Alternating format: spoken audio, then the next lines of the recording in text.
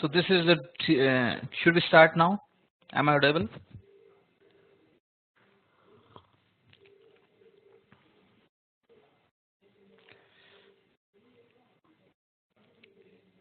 Hello. Hello. So this is the decision tree that we come up with, we train, and this is I would say this is the easiest of the among all what we have learned so far.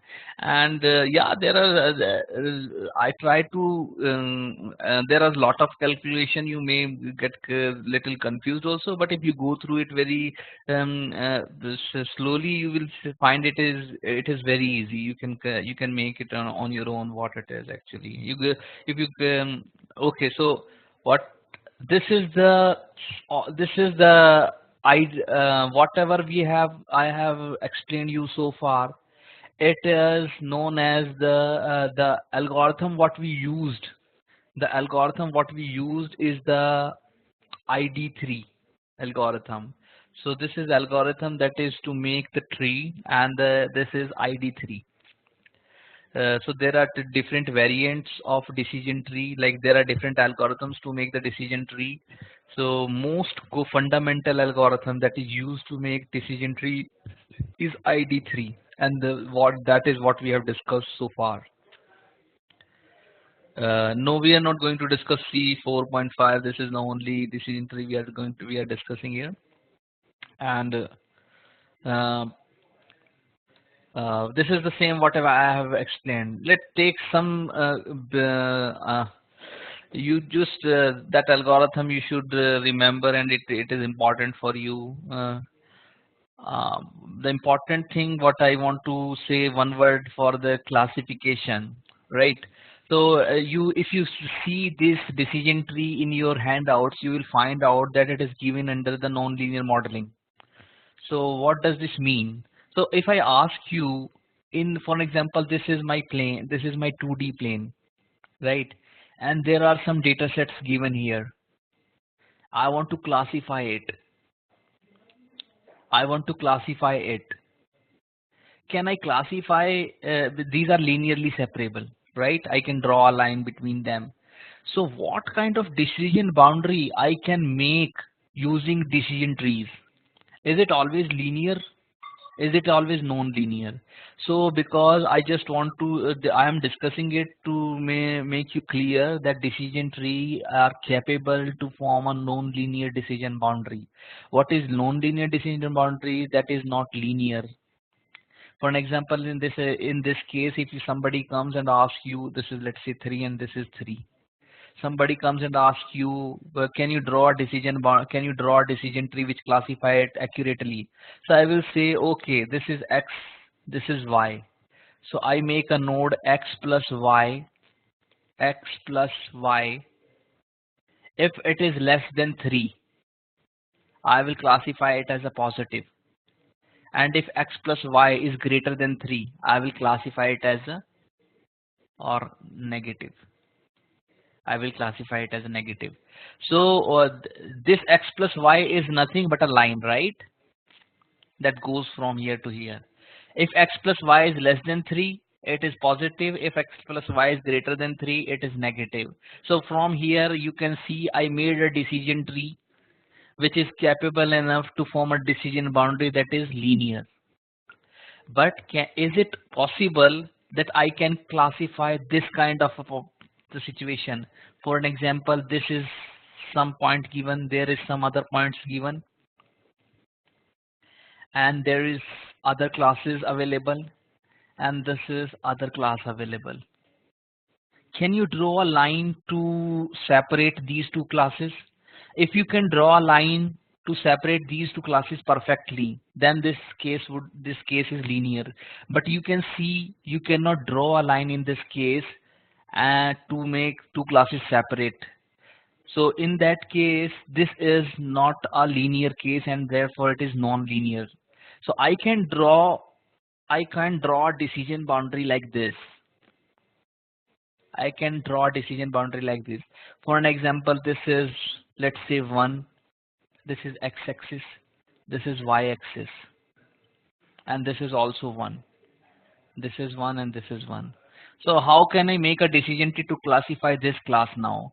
What I can do, I can check the attribute x, x. If x is greater than 1, if x is greater than 1, I go to this side. If x is less than 1, I go to this side, right? If yes, it is no. If it is yes, if x is greater than this side, then I will check if y is greater than or 1 or not. If y is greater than 1 or not, right? If y is also greater than 1, if it is again yes, if it is again yes, x is also greater than 1, x is also greater than 1, and y is also greater than, then I'm talking about this class, right? So I can classify it as negative. If I am saying that x is greater than 1, yes, but y is not greater than 1, then I'm talking about this class. So I will classify it as positive. Let's say these are positive,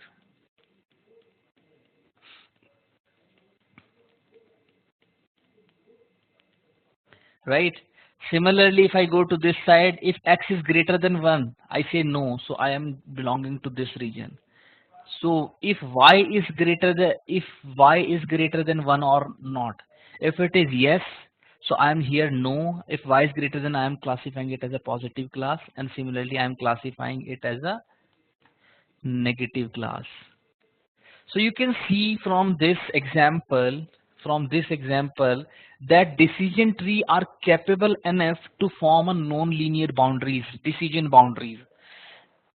But if you recall from that case from linear, so that's why these decision tree you study under the class under the heading of non-linear models, right? So decision trees are capable enough to draw a non-linear decision boundary. Let's take few seconds on these points. What is this? If x is a vector of n attribute and y is boolean valued label, how many different functions are possible? Let's say each function correspond to, for example, just I want to recall that previous slide. This is x value and this is y, 0 0 0 1 1 0 1 1. I want to draw first function, that is AND. So for AND corresponding to 0 0 0 1, and I corresponding to second function, that is OR. So this is 0 1 1 1. So if I have n attributes, so let's say in this case there are two attributes. If I have n attribute and y is a boolean label, so here y, this is y for AND, this is y for OR. How many different functions I can make up? How many different functions I can make up? So this is an input, right? This is an input.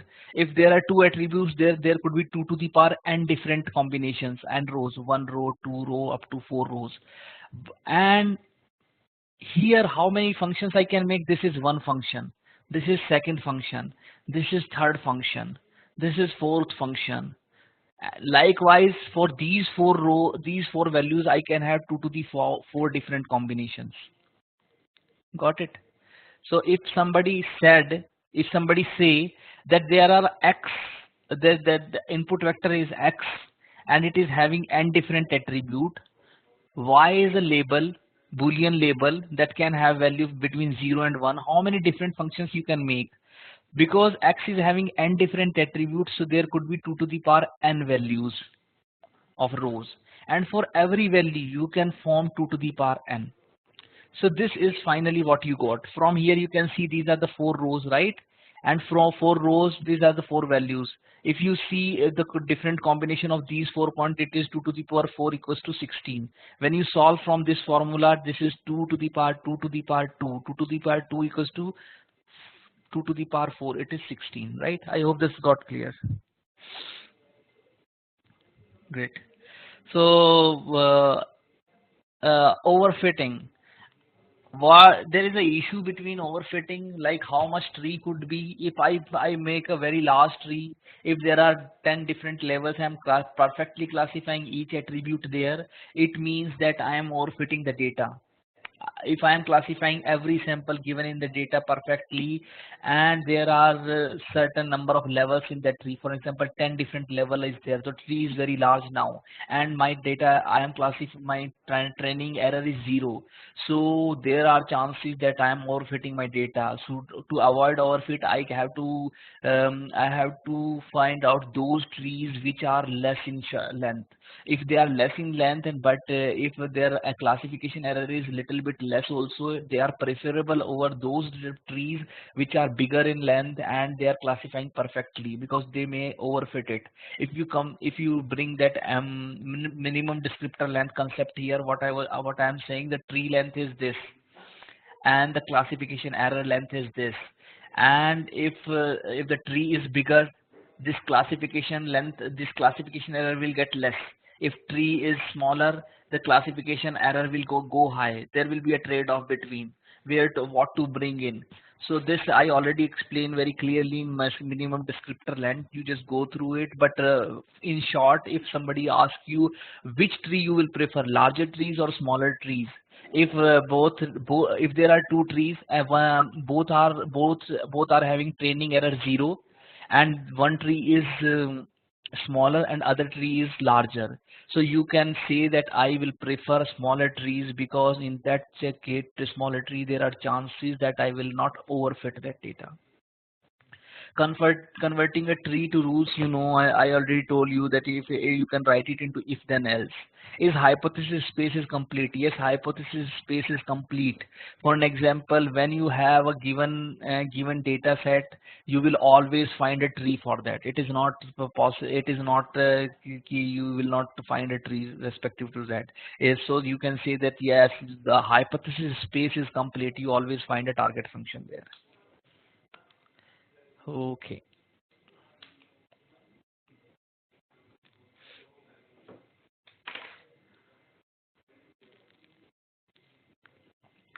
So bias variance decomposition, I will not take much time on this, but I will bring your attention to the main points, what it is. I told you that every time you have a function, there is a way to classify how good you have fit this function. So there is a hypothesis. For an example, there is a data set. You have some hypothesis. So for an example, the hypothesis is line. You fit this line to this data set. So this is the hypothesis, and let's say this is a true function. Let's say this was a true function. So now what you are saying, what is the error you get using your hypothesis and use your function? So I don't have to repeat it again and again. As per my knowledge, I told you this point at least 5 or 6 times from the last 6-7 lectures. So this is the how we calculate the error. This is the value I'm getting from my hypothesis, and this is the value I'm getting from my true function, right? And this D belongs to the data set. So for an example, there are 3. So this thing is only for those students who attended my last lecture, yesterday lecture. So that's why I will describe only few points on this, because last day I was not having enough time to discuss on it. So there is a hypothesis. I learned that hypothesis using some data set. So this data set can vary from, for an example, this is my true function. This is my true function. I have to pick only 2 points from this true function. So this is first point, this is second point. So this will make my first data set, and this is my second data set. These are 2 points again. So it makes my second data set. This is my third data set, let's say. These makes 2 points, and if I have to fit a line, so this is my first hypothesis, this is my second hypothesis, this is my third hypothesis. So this is what I'm saying. So this D means to say I am having some hypothesis that I learned using a data set D on a function X. When I have some hypothesis, I am calculating what the error I am getting from with the true function, that is this expression. It is nothing new in it. Okay, what is the expected error? So this expression is giving only the error on a particular value of X, right? For an example, this is my true function, and this is my hypothesis. I am calculating the error on this given x, on this given x. So this is my hypothesis, this is my true function. The difference is this. So this is and I'm squaring it. The difference I'm squaring it. But I want to know the whole error for every x. So this x is this error, this error, this error, this error, plus this error, this error, this error, this error, this error. I'm squaring it. So what is the expected value of it? So I am adding it all and averaging it by the number of different values of x. So it is nothing but the expected value. So what is the expected error I am getting from? So it is for using some particular data set. This is using some particular data set. What is the expected error I am getting? But if I don't want to relate, I don't want to fix the data set, what is, I can generalize it. I'm saying that there are million of data set I generated from the true function, true distribution. What is the expected error I am getting in respect to the data set also? Now I'm having different data set, the expected value I'm getting from the different data sets now. So this is using only one hypothesis, and that hypothesis I learned from a single data set. But if I'm taking the expected value over all the data sets, what is my average, what is my error there? So this is a case of this is expectation, that is integration. This is expectation of x, that is again integration. I can swap the integration if the integration is positive. So here because it is swap, it is positive, I can swap it. So ex goes out, ed gets in. Now you have to focus on this expression only. It is nothing but a plus b square. When you open it, it is a square plus b square plus 2ab. So I have just opened it. Now because I am taking the expected value of this, so it is like e to the power a square plus e to the power b square. I can do it. It's a linear for expectation formula. Plus 2 is constant, right? 2 I can take outside, and e to the power a b, whatever is constant I can take outside of it. So this is the first term that goes inside, that is a. This is constant 2, and fx is constant because I'm taking the expected value in respect of d. So this goes only inside of it, expected value, and this is constant. When you do e of fx square, because it is constant, it is nothing, expected value of constant is constant, so it goes outside f square. So that's how you get this expression. This ex comes from this side. So in this side you are just opening it and using the linear formula of expectation. Okay, what is this EDG? You are just please focus on this. What is this EDG? Because it is important to understand what is bias and variance. When I say that I have million of data set that I generated from a true distribution means I have first data set, these are 2 points, let's say. I have second data set, that these are 2 points. I have third data set, these are 2 different points. And these are the other data set that is having 2 different points. Now I am saying that I am fitting it to the line, because these are 2 lines. I can find this line, first hypothesis. I can fit this line, this is second hypothesis, and this is third line, and this is fourth line, right? So generating many data sets d1 d2 up to dk and applying learning algorithm. Learning algorithm means fitting the hypothesis, and each hypothesis I am donating by g1 up to gk. For every data set d1 I am learning one hypothesis g1. For dk data set I am learning hypothesis gk. So if there are 1 data set, 2 data set, 3 data set, 4 data set, I am learning 4 hypotheses. This is line 1, this is line 2, this is line 3, this is line 4, right? So this is what is described in this point. We can then estimate the average function of any x. Now what I am trying to say here, what the bias variance decomposition trying to say here, that we are just getting the average of it. For an example, just to see here, this is my first hypothesis, this is my second hypothesis, and this is the value of x.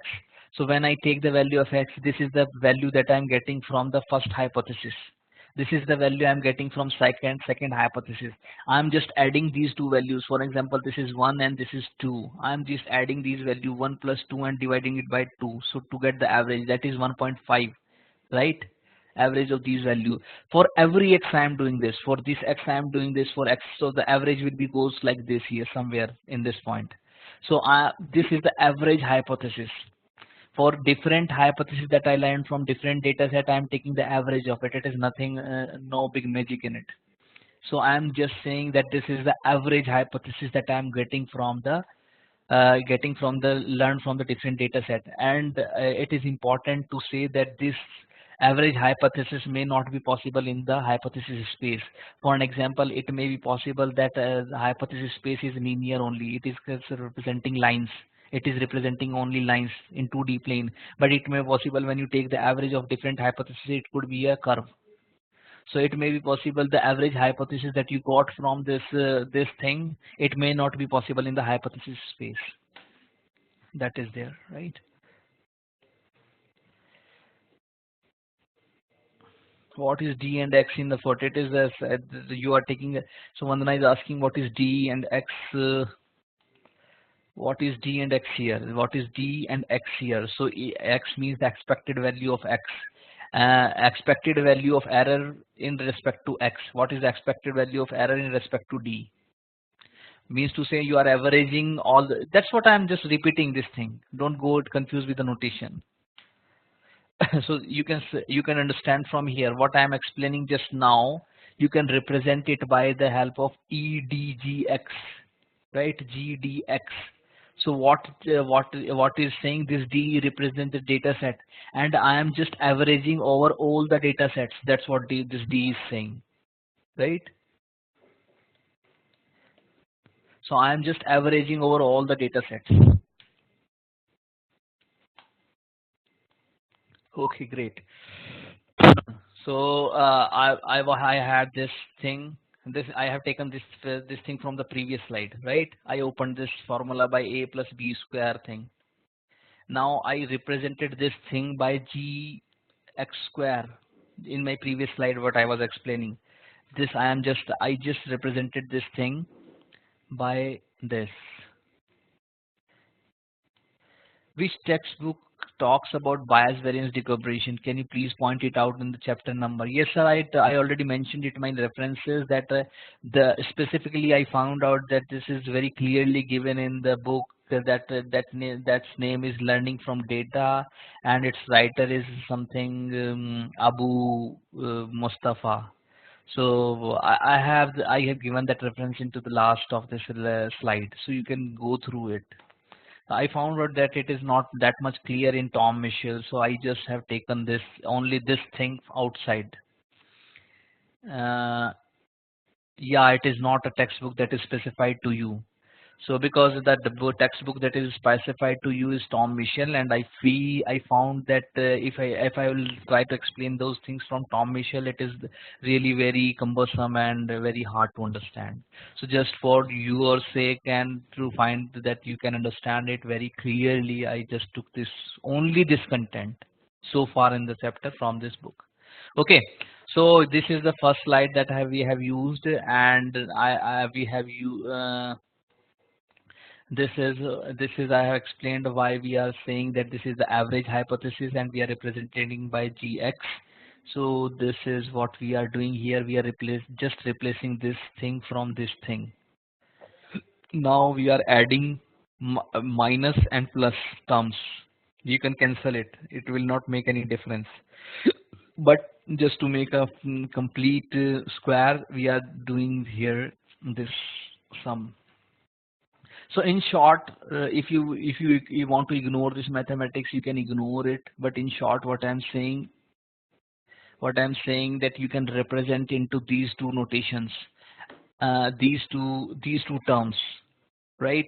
So this term you can write it like this plus this term. Now these two terms, first term is this and second term is this. First term you say that it is a bias, and second term is what you say it's a variance.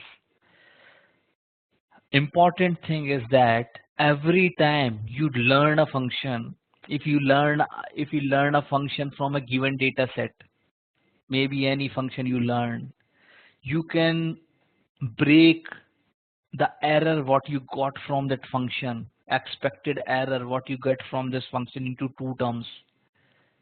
For the analysis part I'm talking about, I told you that you get an error, you get somehow do some analysis over that, and that error is decomposed into two factors. One is bias and other is variance. So there are two different factor terms that you decomposed from the total error from sum of squares. So you started with sum of squares, you did some mathematics on it, and applying the concepts of average hypothesis, you find out that you can decompose that sum of error into two terms. That is bias. First term we say it bias, and the second term we say variance. Why we say this is a bias and this is a variance? Okay, what do you mean by bias? Intuitively, just this is intuitive point that I want to say, that intuitively bias means, for an example, I have a function, let's say, that is cubic in nature, but what I am using my hypothesis is space is a line in a 2D plane. The best line I can fit to this function is, let's say this is the best line that I can fit to this data set. How much best I take the line, how much I try to reduce the error, it is not possible to represent the cubic function. It is not possible to represent the cubic function by a linear function. You can see that, because you always have an error because of the limitation of the model you have used to learn. That limitation always result into a term that is known as biased. I just repeat this sentence. If you want to learn some function, but you use some model that is not capable enough to represent that true function, in that case you always get an error, because your model that you are using to learn, for example, you're using line to learn a cubic function, you can see that your line is not capable enough to represent that cubic function. In that case you always get error. How best you fit the line doesn't matter, because line cannot fit perfectly to your cubic function. The error that arises due to the limitation of the model is known as the bias. Great. What is variance? Okay, variance means that on now I am not talking about the true function. Just leave the true function. In biased I talked about true function, that I am trying to learn the cubic function, that is true function, with the help of a linear function, that is line. So here I am talking about true function, and I say that I cannot represent a cubic function with line, so there will always be an error. Now leave this true function, come to the variance part. What variance is saying, that on an average you get some hypothesis. Let's say there are million of lines you learn from million of data sets. So you have millions of lines you learn from million of data sets. So there is an average hypothesis. That is the best hypothesis you can get. Average hypothesis is the best hypothesis, because on an average you are getting from the different data sets, right? So this is the average hypothesis. How much on an average this best hypothesis, that is average hypothesis, is deviating from the particular hypothesis? I just repeat it here. I'm not talking about any true function here. I am saying there is an average hypothesis. Average hypothesis means that you have million of data sets, you learn million of hypotheses from those million of data sets, and now you are averaging those hypotheses. Now you get the best hypothesis. That best hypothesis is this G. What I'm saying, this how much on an average this best hypothesis and those million of hypotheses varied from this best hypothesis on an average. So this is like a mean. This Gx is a mean, right? On an and this Gx is saying the scattered of those hypotheses. So how much is the variance? So this is my G1 hypothesis, this is G2 hypothesis, this is G3 hypothesis, and on an average I get this G bar mean, G bar hypothesis. Now I am saying what is the variance of it, or how much it is far from it, how much it is far from it, how much it is far from it, and I'm just taking the variance. Variance means taking taking the difference, square it, and divide it by the number of these things. This is variance. You know the formula of variance. Now let's see it. So ultimately you took some errors. You have used a loss model means some square models, and you decompose that equation into two terms, that is bias and variance. Means to say there is always an error because of the limitation of the model that you are trying to learn, and there is always a model how much there is always an error how much variable that hypothesis is, how much variable that hypothesis is. For an example, if I am saying, let's take an example directly. I don't want to just take much time. So let's say this is first hypothesis H0 and there is second hypothesis H1. H0 is saying that it is a constant line, always a constant line. For every value of x, this is a line, this is a line, this is a line, constant line. This line can vary from on this scale y. So you are trying to learn this line that can best fit to the data set. So if somebody comes and gives me these 2 points, I'm saying just fit the horizontal line that can best fit to this data set. That horizontal line best fit to this data set that always goes to the middle of it, right? So this is my H0 hypothesis, and H1 is the line. And now this is not a horizontal hypothesis. It is saying that it is a line that goes through these 2 points. So when I'm talking about this is my H0, when I'm talking about H1, it always goes through the 2 points. So this is this line, this is H1. So H0 is a horizontal hypothesis and H1 is the best line that I can fit to the 2 points. So on an average, I take a true function that is sinusoidal. I always take a 2 data points at a time and learn these 2 hypotheses. One is H0 and other is H1, right? So when you take this H0, you learn took million of data sets, and from those of data sets, million of data sets means always 2 points, 2 points, 2 points, 2 points. There are millions of data sets like this. For every these 2 points, there is a horizontal line. So this is first horizontal line, this is second horizontal line. Likewise, you got so many horizontal points. Now for every value of x, you are adding these terms and dividing it. So you will get a gx here. So this is a gx. On an average, what is the hypothesis you are getting? Now you are calculating the variance also. So variance means this is a mean now, and from mean you are taking this hypothesis and taking the difference, square it, take it. This is the square it, and you are calculating the variance of all these hypotheses from this mean. If you don't know variance, you just go and look it. So this is the variance that you are calculating. That variance is a value. Let's say it is 0.3. 0.3 means from mean, you on an average you can vary 0.3 in positive direction, 0.3 in negative direction. So this is the variance that you are getting in that case. Similarly, when you do this same expression for a line, you will get if these 2 points are here, you can learn this hypothesis. If these 2 points are learned here, you can learn this hypothesis. If these are 2 points, you can learn these lines. So there are million of lines that billion of hypotheses you can learn from these 2 data sets. On an average, when you do the average of the sum, this is that hypothesis you got from it. And when you calculate the variance at this point, this is, let's say, 0.10. Let's say this is 5 and this is -5. So this on an average for this x, it is vary this much. So this is the variance for every x I am getting about. Now what we can visualize from here, what we can see from here, that if your data set is very limited,